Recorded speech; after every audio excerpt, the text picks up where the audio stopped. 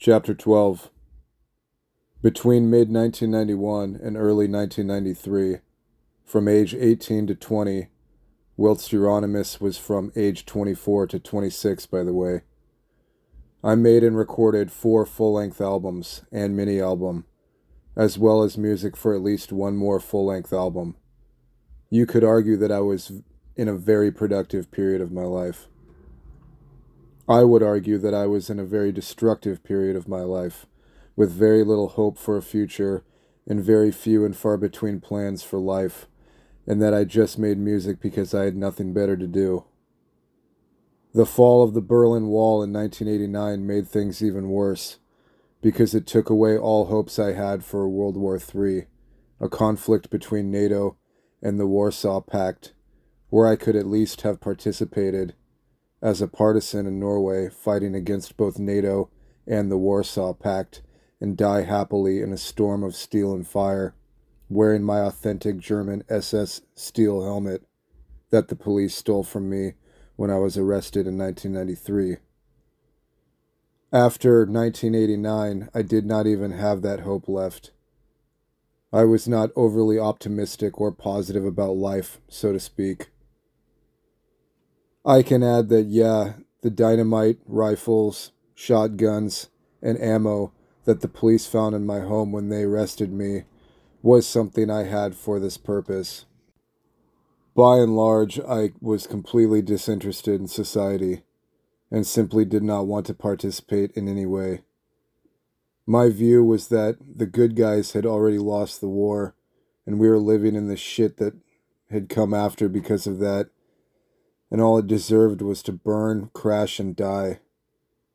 When it came to religion, I grew up like most Norwegians, with contempt for what we saw as a worthless Christian death cult, and like most other Norwegians, I knew perfectly well that Christianity was an immigrant religion, just like Islam is today.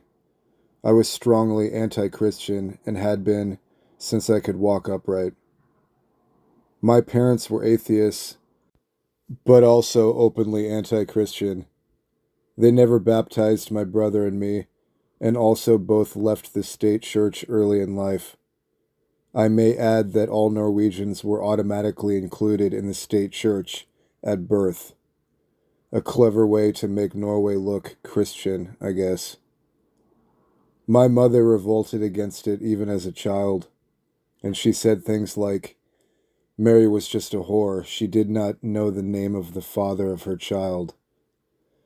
My dad, too, grew up with parents who both left the state church. Both my parents were baptized, though. Racism was also a commonplace, both at home and amongst friends. I grew up with family proverbs like, never trust anyone with brown eyes. And when I married later in life, my mother was so relieved that I had found one with blue eyes. She had always been so worried that I should marry a woman with brown eyes. She did not want grandchildren with brown eyes. My father also had his opinions and could say things like, everybody who knows history hates Jews, suggesting they had all the right in the world to hate them. Now, this might be shocking to some, but by and large, my situation in relation to racism and religion was not so special at all in Norway. I would argue that most Norwegian families were and are like mine was, atheistic and even anti-Christian, racist and sometimes also even directly anti-Jewish. There is a reason why the ordinary Norwegian police arrested the few Jews in Norway during World War II on their own initiative, and without the Germans even knowing about it. As much as half of the policemen in Norway at the time were themselves members of National Samling, the Norwegian NS party, and handed them over to the Germans, who asked, what are we supposed to do with them? Just get them the hell out of Norway. We don't want them here. The system in Norway, the educational system, and the authorities is another story, though. The Norwegian people and society as a whole is still held under the yoke of Christianity, with all that entails. And Norwegians, by and large, have learned to pretend to say, yes, sure, to the authorities, and then ignore them and do what they want privately. In fact, often Norwegians intentionally do the opposite of what the authorities tell them to do. Now, this makes matters worse in a sense because it feels so much extra unfair and unreasonable. Why are a majority of the population who cares no whit about that immigrant cult accepting this hostage situation? Why do we let the minority hold us hostage to their ignorant bullshit?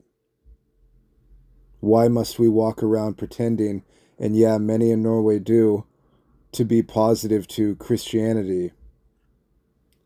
Why can we not just take that whole death cult and throw it in the bin, like we should, and return to reason, to our own heritage, to science, to our own roots, and our own culture instead? That desert cult has literally nothing to do with us or our heritage. It is only holding us back, reducing our quality, mixing us up with foreign breeds, and helping replacing everything we hold dear in our own homelands. Even our own people, in the end. Was I pagan, though? Well, sort of, but not really. I knew too little about it to be able to identify directly as pagan, but of course paganism is indeed my heritage. My roots, heritage, my blood is pagan to the core. I grew up in Odensvei, Odin's Way, surrounded by other streets named after Frigg, Frey, Freya, Balder, Tyrmr, Sleipnir, etc. We all knew perfectly well that this was our real heritage, but just did not know enough about it to declare ourselves pagans. And I may ask, whose fault was that, if not the Christians and the people who still clung to Christianity? Instead of identifying as pagans, we, the guys in the Norwegian black metal scene, identified mainly as anti-Christians. And although we rejected nonsense like the Church of Satan, we often did use satanic symbols and imagery to express our contempt for Christianity. There was never any more to it than that, though. No satanic rites or actual Satanism. Sometimes we pretended that this existed, again to provoke and express contempt for Christianity and to keep posers away, but no, it did not exist. In spite of what has been said, there was not one single individual on that scene who was actually a Satanist. Even Euronymous, who pretended to be, was just saying that to provoke. Were there bad and immoral people, though? Yes, indeed. But mainly, I think we can say that the people in that scene were disillusioned, lost in a world of lies, uprooted by Christianity, and feeling that they were denied a meaningful existence. Personally, as I've said many times already, I played music only because I had nothing better to do, and what I really wanted was to join the guys who fought and died during World War II in the fight against capitalism and Bolshevism. Even dying for an already lost cause had more meaning to me than living for what came after that. But I had been denied the opportunity to do that. There no longer was such an army to join, and after 1989, even the hope for a World War III was lost. Too many of us, starting a war of our own instead in Norway against the cause of our problems, made sense.